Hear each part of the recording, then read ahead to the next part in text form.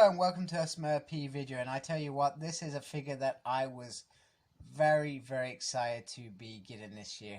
X-Men Marvel's Apocalypse from the Age of Apocalypse deluxe figure, and I'm just looking at it in its case and it looks amazing. On the side we have Apocalypse in this menacing form. I like how this kind of guides down here.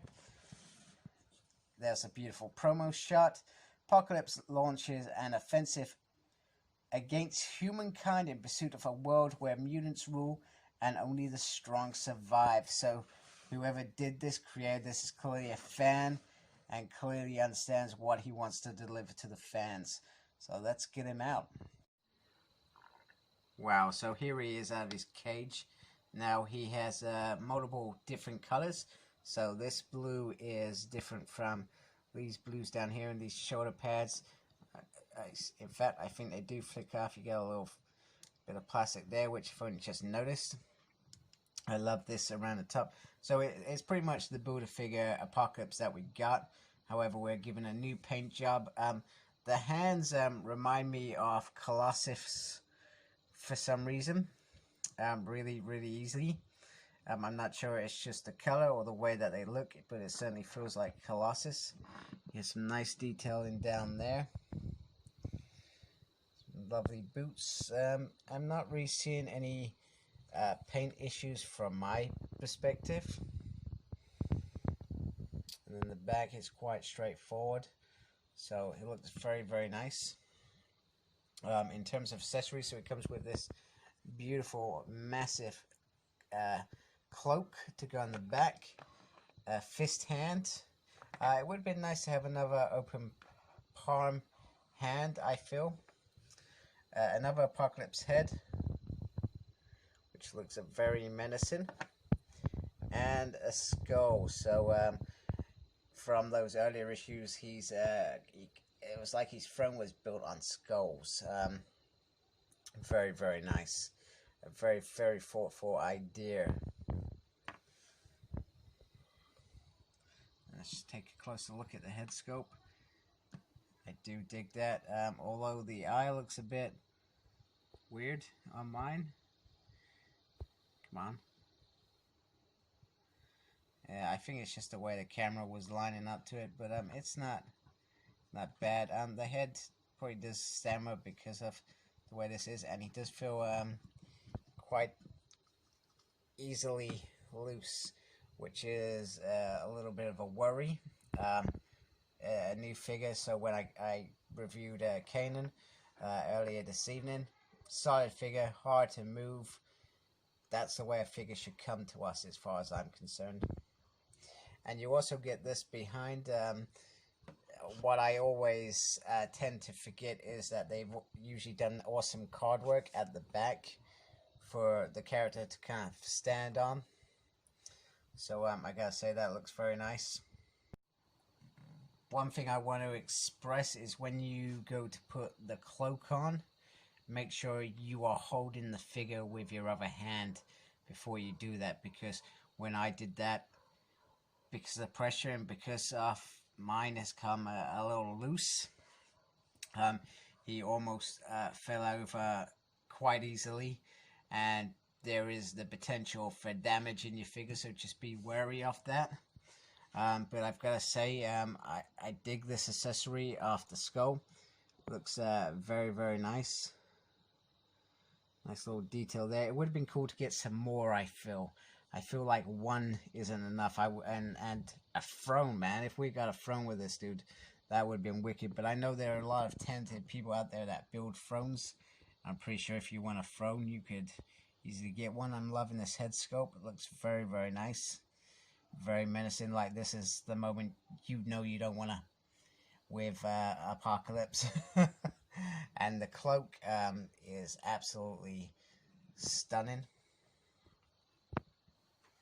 So I don't usually go gaga on cloaks, but this cloak is massive, and it just fits perfectly. It's got like two little holes there that you just slot it in, and it just slots in really nicely.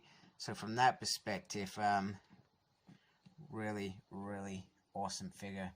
and it just adds weight to the character with the cloak as well. And I'm glad we got it, because I think if we didn't get it, I think as fans we would have been a bit peeved that he didn't come with the cloak, because it's essential for him, you know, and he's leading us off the mutant world, so to speak.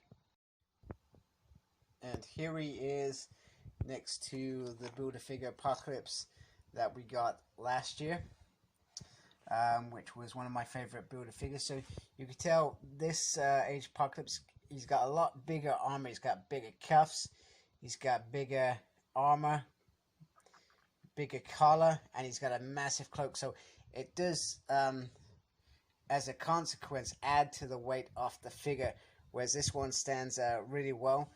This one is being piled with the pressure. So I'm not sure that's a good thing.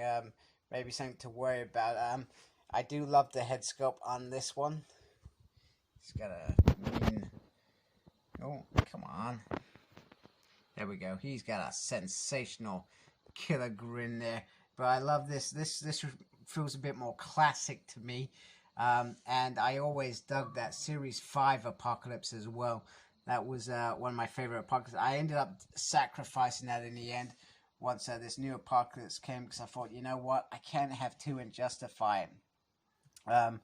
However, you know, an Age of Apocalypse and normal Apocalypse, I can justify the hell out of keeping those two, because I want that, and they look awesome, and they're from different worlds, and you know what, it'd be cool if they met.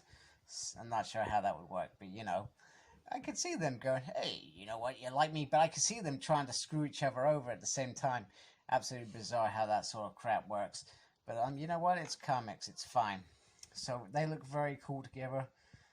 Absolutely cool. And you can see the difference in paintwork. This is that like a turquoise blue? Whereas this is straightforward. It's kind of, you got the black, and then you got the blue, the dark blue. Whereas this is a variety of blues.